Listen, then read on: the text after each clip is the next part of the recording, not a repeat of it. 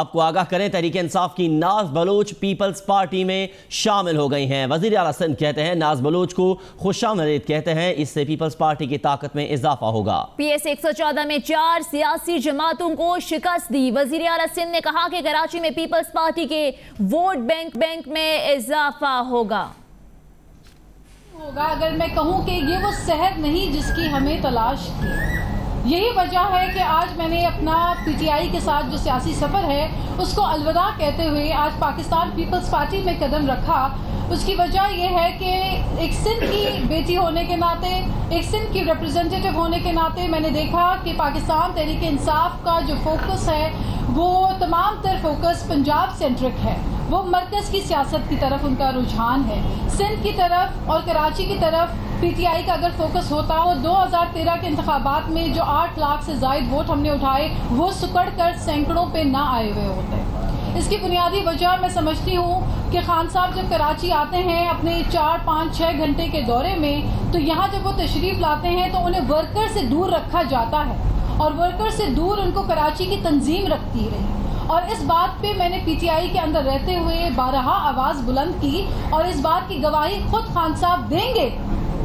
کہ میں نے ہمیشہ خان صاحب کو اس چیز کی طرف ان کی توجہ مرکوز کرائی کہ کراچی کو وقت دیں، سندھ کو وقت دیں۔ یہاں پہ جو ورکر ہے وہ ناراض ہو رہا ہے اور وہ پارٹی چھوڑ کے جا رہا ہے، مختلف پولیٹیکل پارٹیز میں جا رہا ہے، اور جو نظریاتی ورکر ہے وہ کچھ یوں بھی مایوس ہوا کہ آج خان صاحب کے لیفٹ اور رائٹ جو لوگ کھڑے ہیں نہ تو وہ یوتھ ہیں، نہ وہ نوجوان ہیں، نہ ان میں سے ایک بھی سندھ کی جو ہے ترجمانی کرتا ہے۔ تو یہ تمام محرومیاں محسوس کرتے ہوئے میں نے جب ایک طرف دیکھا کہ یہاں پہ ایک پولیٹیکل پارٹی سندھ کے اندر بالکل موجود ہے، پاکستان کی ایک ایسی پولیٹیکل پارٹی جسے نصف سینچری ہوئی ہے، جس کے فاؤنڈیشن کو لے کرتے ہوئے نصف سینچری قبل ذوالفقار علی بھٹو نے، شہید ذوالفقار علی بھٹو صاحب نے اس کی فاؤنڈیشن اور بنیاد رکھی، اور اس کے بعد محترمہ شہید بے نظیر بھٹو صاحبہ کی انتھک محنت، جن کو ہمیشہ میں نے پی ٹی آئی میں رہتے ہوئے بھی اپریشیٹ کیا اور سراہا اور ایڈمائر کیا۔ اور میں آج بھی دیکھ رہی ہوں کہ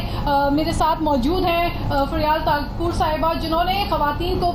پاکستان پیپلز پارٹی کی خواتین کو وہ عزت، وہ احترام دی اور ان کو ڈیسیشن میکنگ کیٹیگری میں لے کر آئے اور ہمیشہ ان کو اپنے ساتھ صف اول میں رکھا۔ تو ایک تو کچھ وجوہات میں جس طرح میں نے بتایا کہ ایک یوتھ کی ریپرزنٹیشن اس طرح سے نہیں ہے جس کی پرومس پی ٹی آئی میں ہوئی تھی۔ پھر دوسری بات یہ ہے کہ میں نے محسوس کیا میل شوونزم کی، کافی حد تک میں نے کمپلینٹس کی کہ اس پارٹی میں میل شوونزم ہے۔ میل شوونزم جب میں کہتی ہوں تو اس کا مطلب یہ ہوتا ہے کہ تمام تر فیصلوں میں پارٹی کے صرف مرد حضرات جو ہے وہ شامل ہوتے ہیں، خواتین کو وہ فیصلہ کرنے کی ڈیسیشن میکنگ کمیٹیز کے اندر وہ